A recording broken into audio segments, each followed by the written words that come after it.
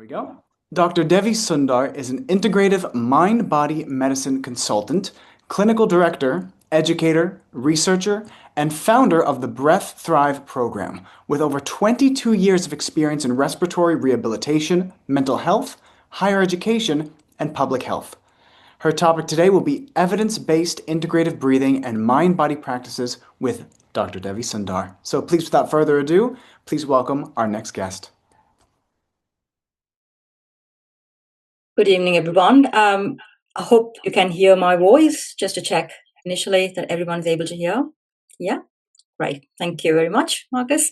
And thank you for that lovely introduction as well. And I'm Dr. Devi Sundar, and it's truly a pleasure to be here with you all today and sharing the insights on one thing which connects us all today and unites us all is our breath.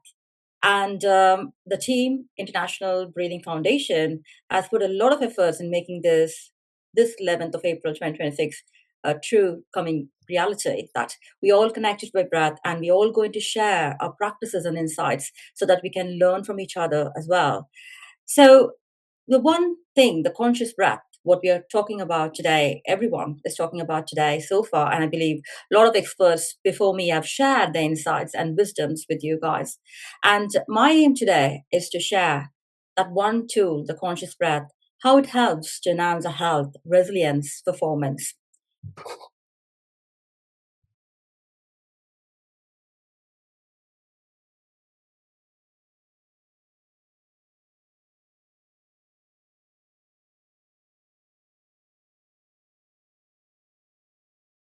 Right.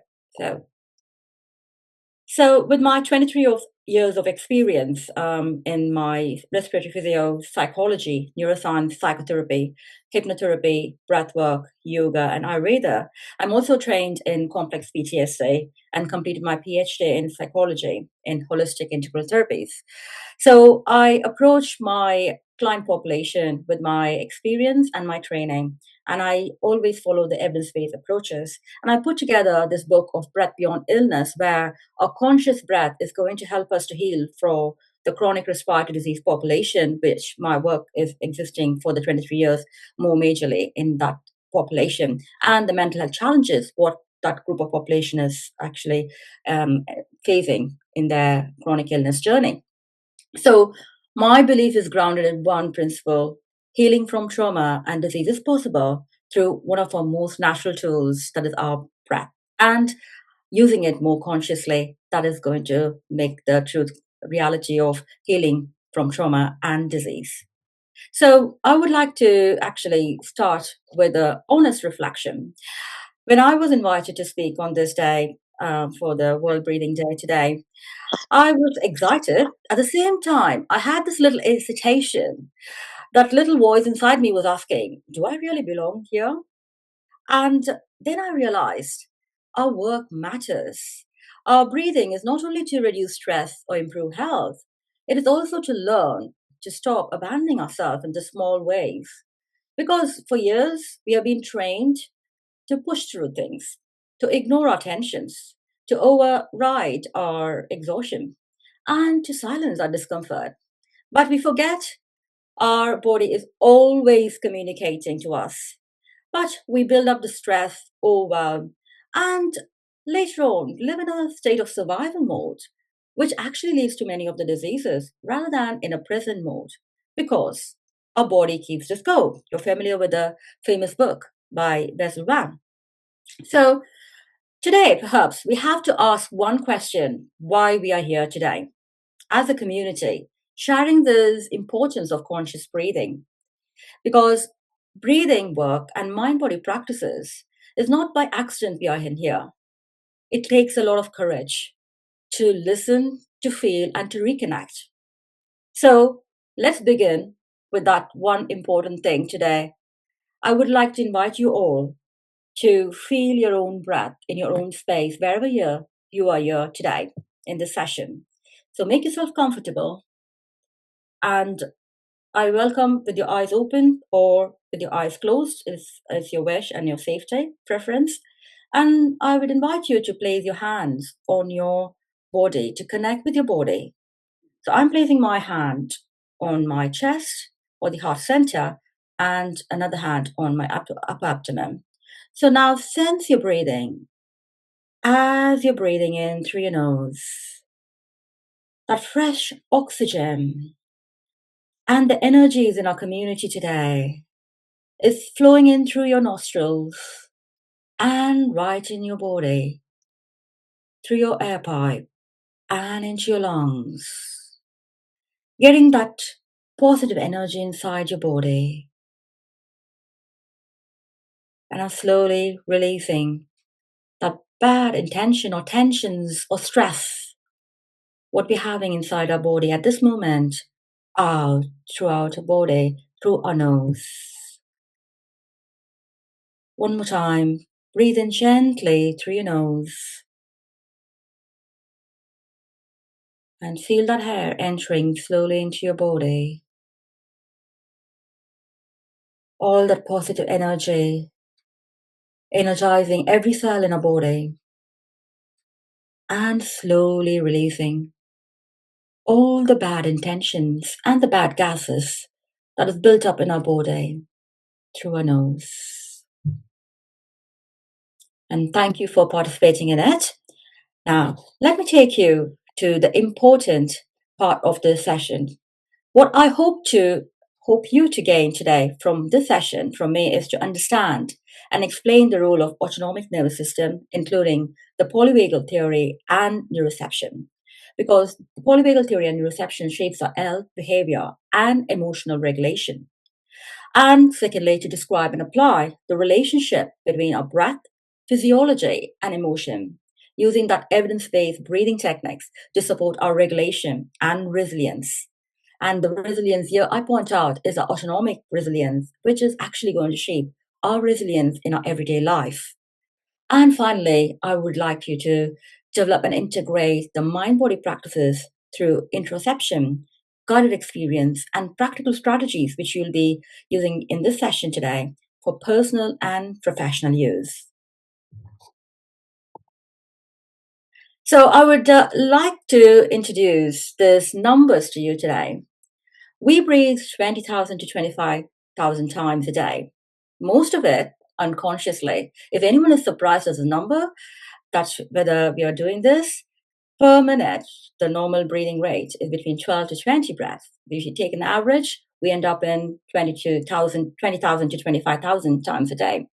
So if we reflect back, are we actually consciously doing this 20,000 to 25,000 times every day?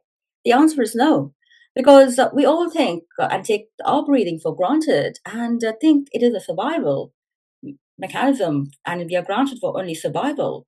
But the truth is, and what our research confirms, it is essential for regulation and connection with ourselves.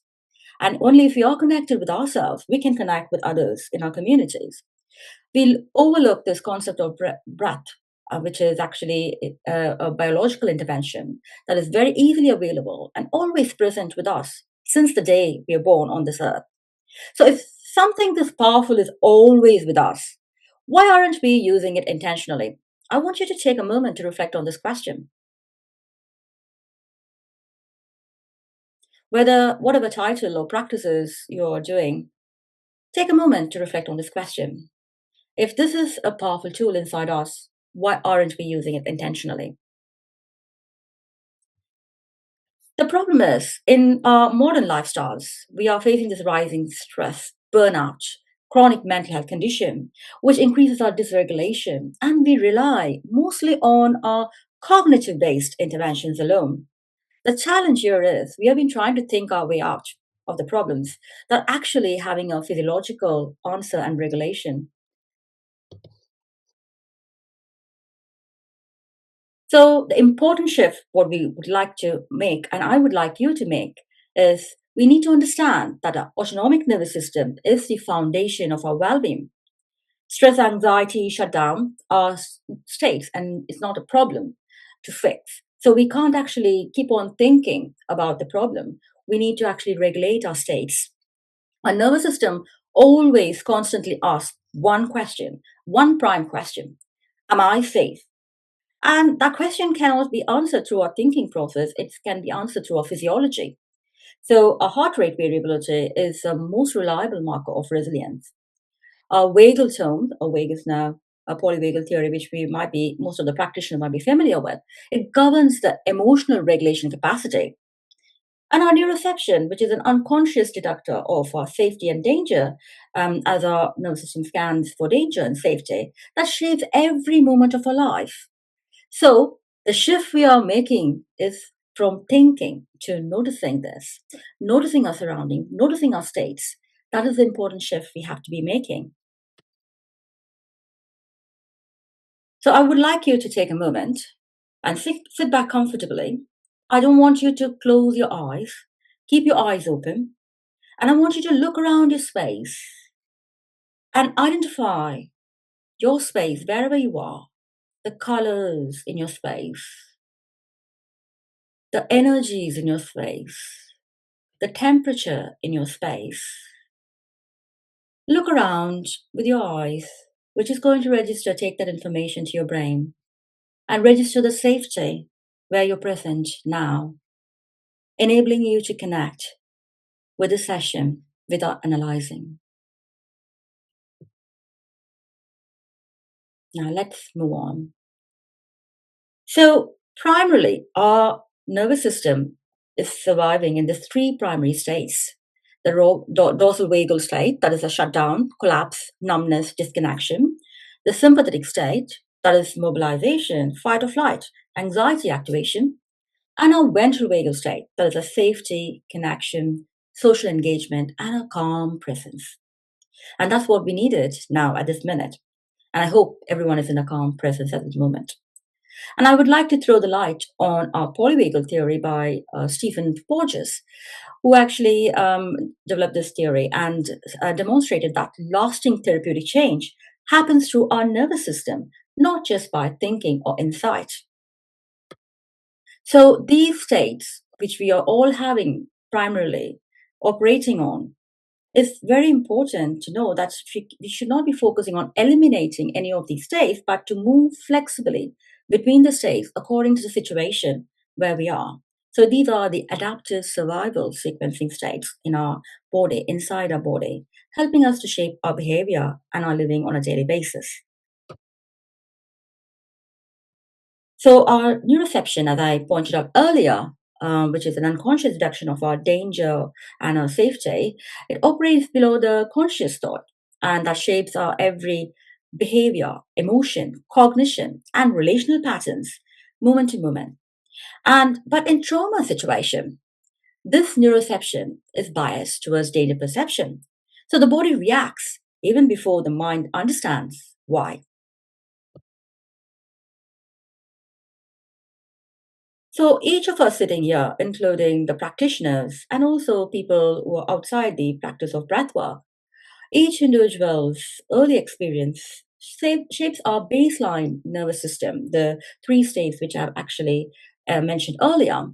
And this depends on our environment and our experience, early life experience, which trains our nervous system in one of those states, in the autonomic states, and either hyperarousal, chronic sympathetic activation, or hypoarousal, that is a dorsal vagal collapse state, that is a shutdown state, which I mentioned earlier. And creates that kind of stuck in mode and less flexibility to move between states when we face some other situations down the line in our life stages.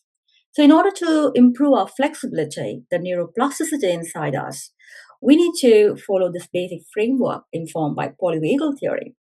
Number one, befriending, mapping the states, identifying safety anchors.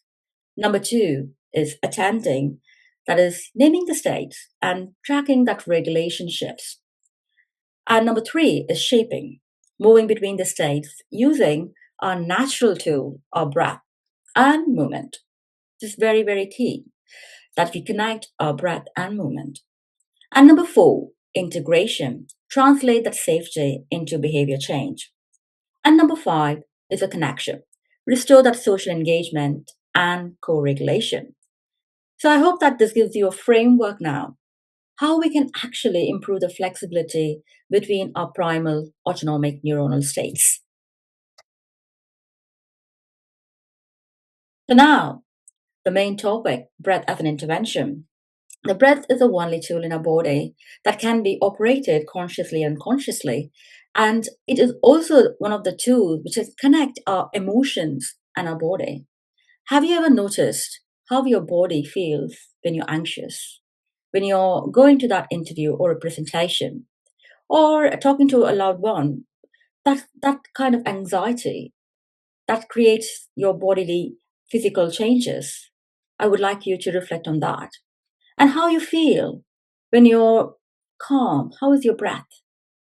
How you sense that peace inside your body. So, breath is this fascinating tool inside us that allows a softening and changes that nervous system states immediately and connecting our body and emotions. And that's why it's very key that we connect our breath with our body movements. And theories and researchers have proved that slow coherent breathing at 5 to 6 breaths per minute improves our heart rate variability and strengthens our vagal tone. And so we have to be working out within that window of tolerance so that we activate our nervous system, returning to the safety and building that neuroplasticity.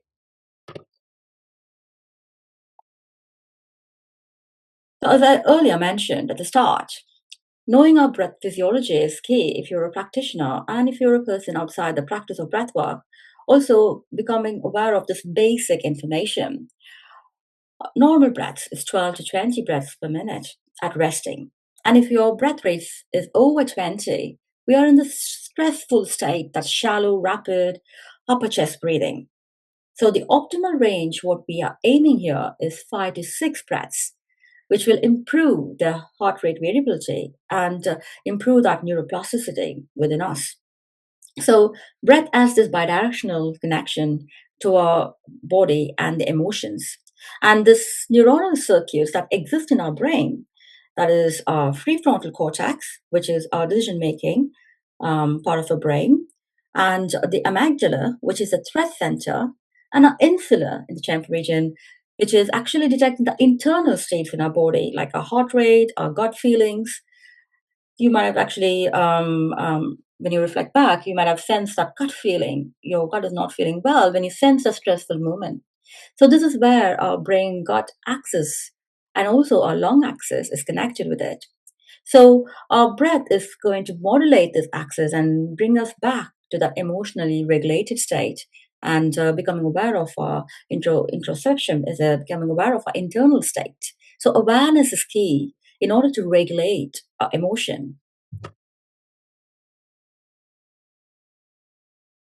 So, to bring to your attention that several other speakers have highlighted this before, and I would also want to reiterate that there is a lot of peer reviewed research that confirms that paced breathing consistently improves our heart rate variability, which is a key biomarker of autonomic resilience and stress recovery.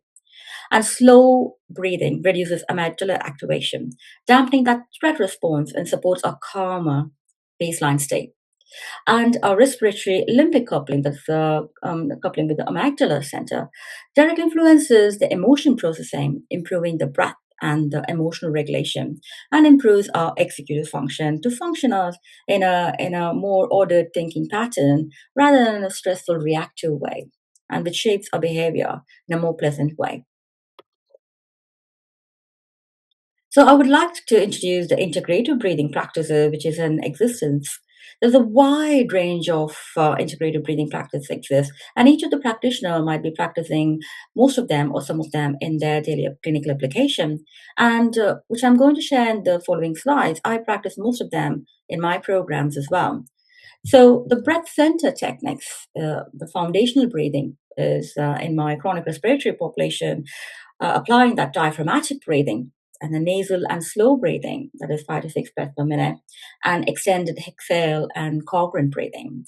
And that psychological side is another part where you're helping the system to recover very quickly.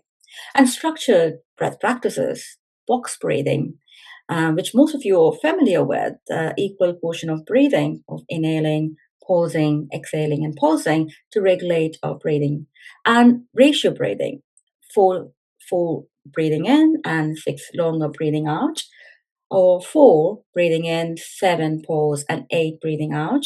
Which all reiterates that long exhalation and also introducing that component of pause in it. And also for simple breathing practice, inhaling for 1 and exhaling for 2 counts to regulate our breathing and a regular structured practice to introduce a calmness in our nervous system. And coming from the Asian roots, yogic and pranayama have ancient 5,000 years have introduced all this breathing neuroscience principles in Nadi Shodhana and Ujjayi breathing, Brahmari or Kapalpati, and Samavrti, the cognitive breathing, equal breathing. And in therapeutic practice, we apply the functional breathing retraining, the famous Pacheco and Papworth methods, heart rate variability biofeedback, and trauma-informed breath work.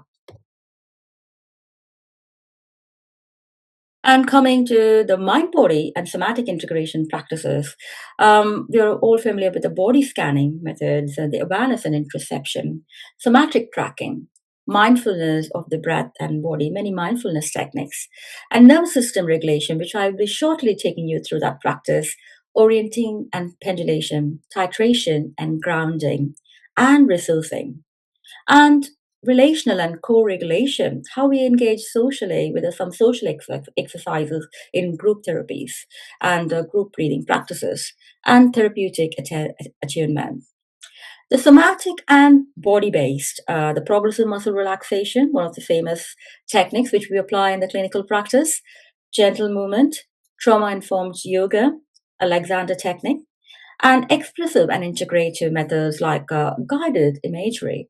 And I've introduced this canvas breath art sessions in my practice and journaling with the body awareness, breath and movement, chanting and humming, which is the very easy way to, if you're in a more spiritual world, to connect with yourself, or even outside the spiritual world, that chanting or humming helps to activate a vagal nervous system very easily, which is the calming part of our nervous system, parasympathetic activation.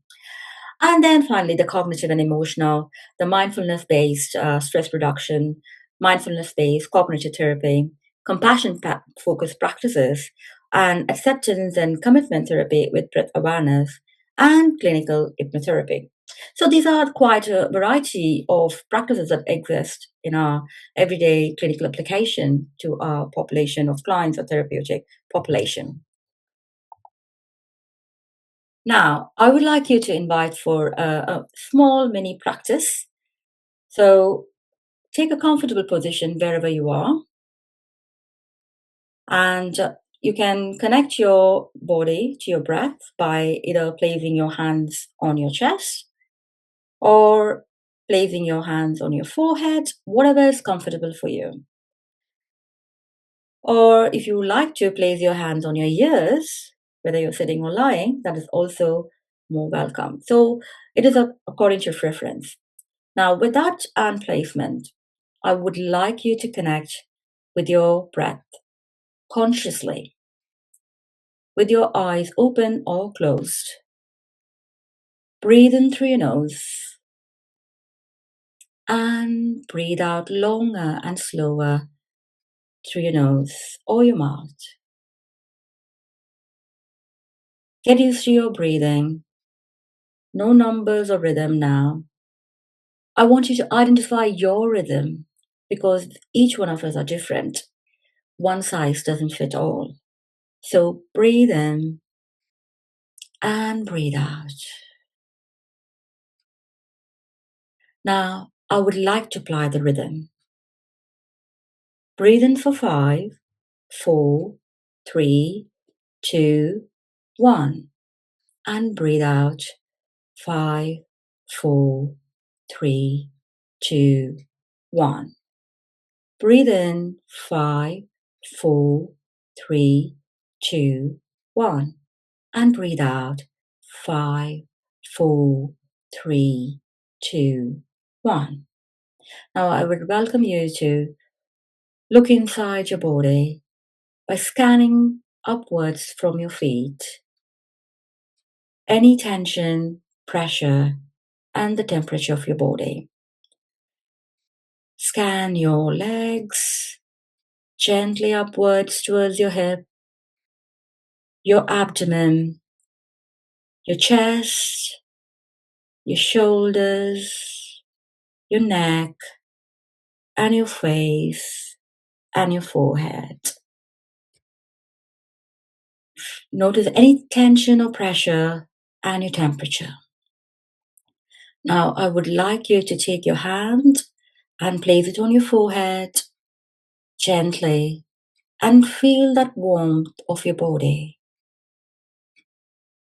Now, gently press your fingers on your forehead and release. As you're breathing in, press it on your forehead, and as you're breathing out, release. One more time.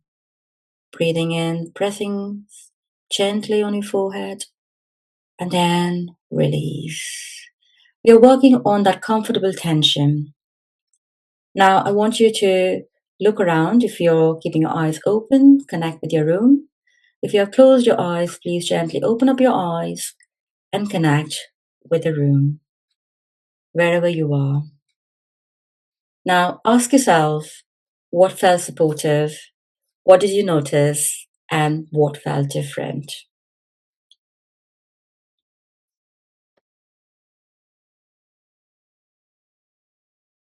So in my programs, I apply to my respiratory population, to my group of cohorts of the students and corporate people, and for trauma recovery, the practices that I mentioned, the body and mind practices and the breath practices.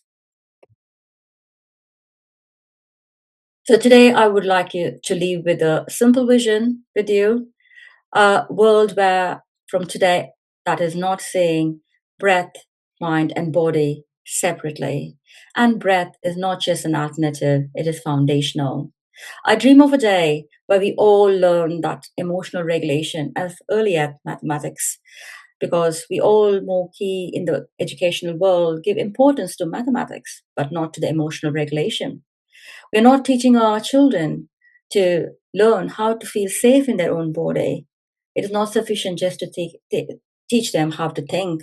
It is very key. The breathing practices are more focused on helping people to feel safe inside their own body and in their lives. So, from today onwards, you are all going to be the part of the shift.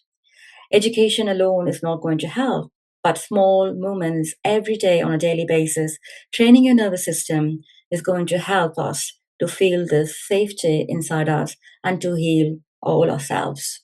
So, the one simple thing I would like you to take, when our body feels safe, our mind can heal. So, take a moment, pause, and take that breath. Thank you.